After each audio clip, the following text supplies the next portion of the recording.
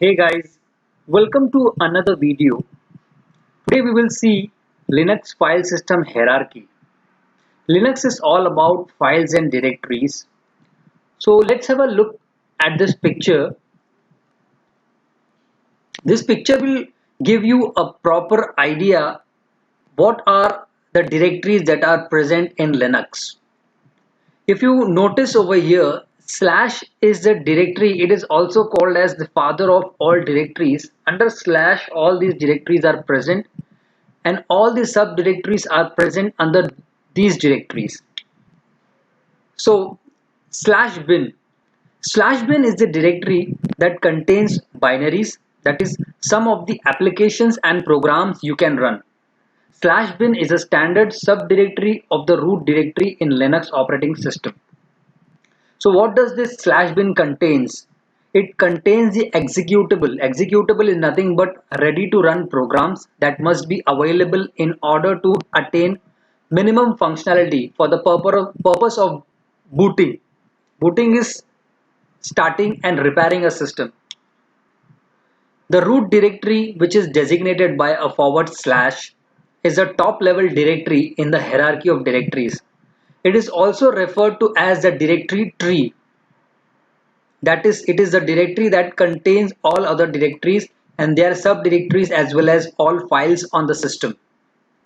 Then comes slash boot. The slash boot directory contains files required for starting your system.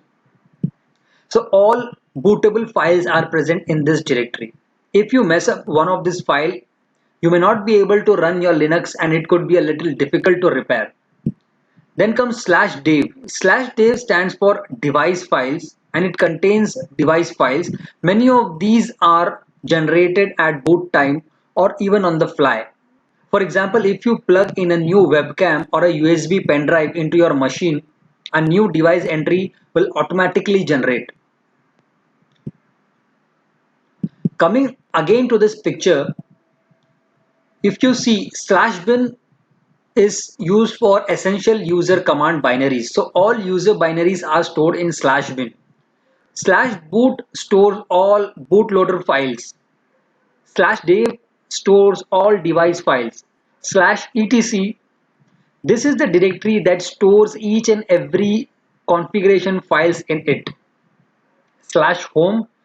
Whenever you create a user on Linux, that user's home directory is automatically created in slash home directory. Slash lib. These are essential shared libraries and kernel modules are stored in it. Slash media, mount point for removable media. Slash mnt, mount point for a temporarily mounted file system. So this directories mnt is used for temporarily mounted file systems. Slash opt, this is optional. Opt is something called as optional. Add-on application software packages are stored in it. Slash sbin, the system binaries are stored in it. Slash srv, data for services provided by the system are stored in this directory. Slash tmp, that is temporary files. All the temporary files present on your system is stored in slash tmp. USR is a multi-user utilities and application. Slash var, variable files. Slash root, this directory is a home directory for the root user. Similarly, when we create a new user, how a home directory is created in slash home. For root, this is the directory slash root. And slash proc, virtual file system documenting kernel and process status as text files. So we will look into each and every directory and we will see a little description about it. So we'll come to slash media. The slash media directory is where external storage will be automatically mounted when you plug it in and try to access it. As opposed to most of other items on the list, slash media does not hail back to 1970s because inserting and detecting storage, pen drives, USB, hard disk, SD cards, external SDs, etc. on the fly while a computer is running is a relatively new thing. Slash mnt, the mnt directory however is a bit of leftover from days gone by. This is where you mount manually mount storage devices or partition, and this is not used very often nowadays. Slash opt directory is often where software you compile. There are some software that you compile that is built by yourself from source code and do not install from your distribution repository. Application will end up in the opt bin directory and libraries in the opt lib directory. A slight deviation. Another place where application and libraries end up is slash usr slash local. So being a system admin, we should be aware where all the files and configuration files and other things are located in the directories. So whenever there is a problem with some of the other thing, we should know that yes, I have to go into this directory and check the details. Slash proc. Proc is the process. Similarly, like slash dev, it is a virtual directory. It contains information about your computer, such as information about your CPU and the kernel your Linux system is running or not. As with the slash dev, the device file and directories are generated when your computer starts on the fly as your system is running and things change. Coming to the slash root directory, where all the things related to slash root is stored, it is a home directory for slash root. It is a super user and also known as the administrator of the system. It is separate from the rest of the users' home directory because it is better not to touch it. Keep your own stuff in your own directories.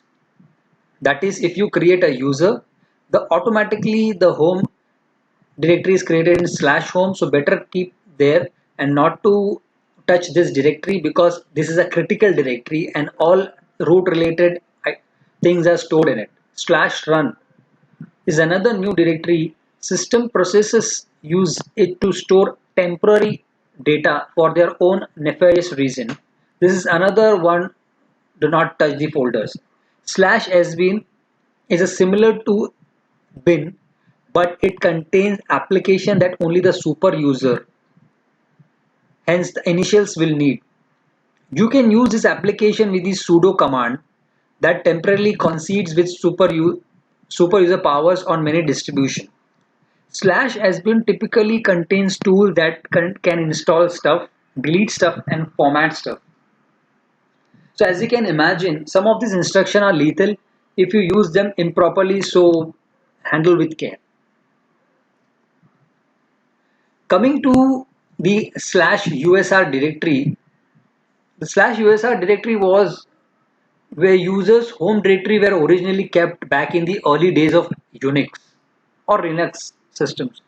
However, now the slash home is where users kept their stuff as we saw above.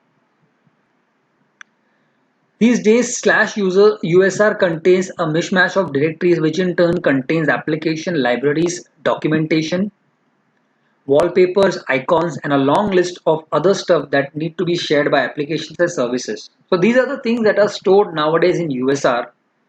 Earlier, the home directories were user home directories were stored in it. So these are some information you can keep in your mind.